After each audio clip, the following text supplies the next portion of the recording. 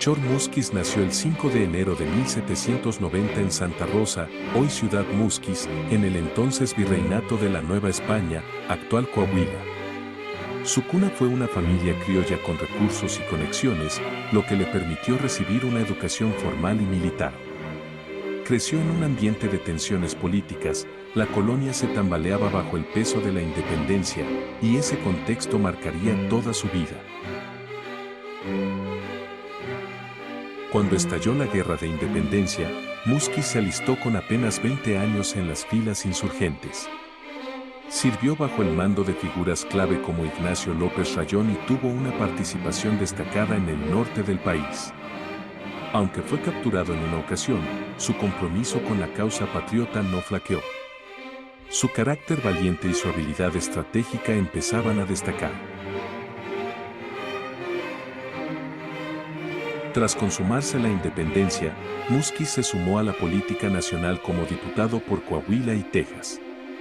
Participó en el Congreso Constituyente que promulgó la Constitución Federal de 1824. Se declaró defensor del federalismo, postura que marcaría todas sus decisiones posteriores. Era un político austero, poco amigo del protagonismo, pero con ideas claras sobre la soberanía regional. Como gobernador, impulsó la colonización del territorio texano con inmigrantes estadounidenses, lo cual en su momento parecía una jugada estratégica. También promovió la educación y la infraestructura en una región tan vasta como poco poblada.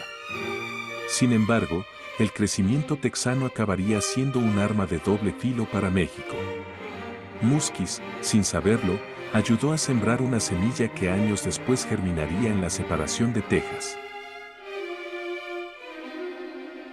En 1832, mientras era vicepresidente de la República, el presidente Anastasio Bustamante dejó el cargo temporalmente en medio de un conflicto armado. Múzquiz tuvo que asumir la presidencia de forma interina. No era su ambición, pero lo hizo con dignidad. En un país plagado de pronunciamientos, él fue una especie de bombero institucional, tratando de mantener el orden mientras las facciones políticas se peleaban por el poder.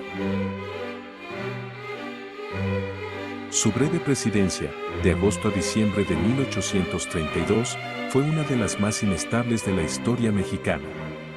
Gobernó con la espada de Damocles sobre la cabeza, los generales rebeldes exigían cambios, los federalistas lo presionaban y los conservadores no confiaban en él.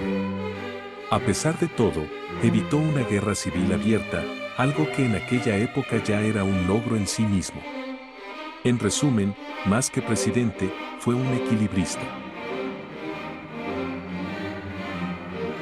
Múzquiz dejó la presidencia a finales de 1832 cuando Valentín Gómez Farías asumió el poder, apoyado por las fuerzas rebeldes. Aunque su salida fue forzada, no hubo drama, Múzquiz estaba más que feliz de volver al bajo perfil. Años después, bromearía que ser presidente había sido menos emocionante que pelear en el desierto, pero mucho más peligroso. Un comentario que muestra su tono irónico y autoconsciente. Durante la década de 1830, México se dividía entre centralistas y federalistas.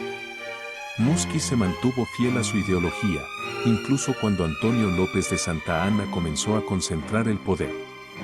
Participó en rebeliones federalistas como la de 1839, pero con poco éxito. Aún así, nunca aceptó cargos en gobiernos centralistas. Fue uno de los pocos que se aferraron a sus principios en una época de camaleones políticos.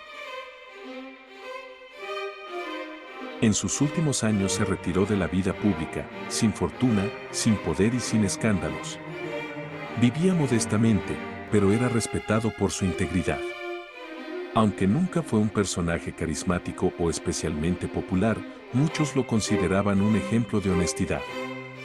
En un México donde los caudillos solían acabar ricos o exiliados, o ambas, Múzquiz fue una rara excepción, se fue con las manos limpias.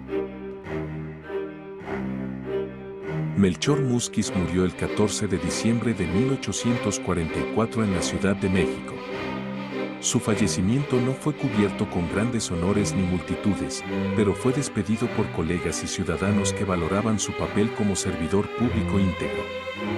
Aunque su figura quedó algo opacada por los grandes caudillos de su tiempo, su legado ha sobrevivido como el de un hombre moderado, fiel a sus principios y leal a su patria, incluso cuando ésta parecía perder el rumbo.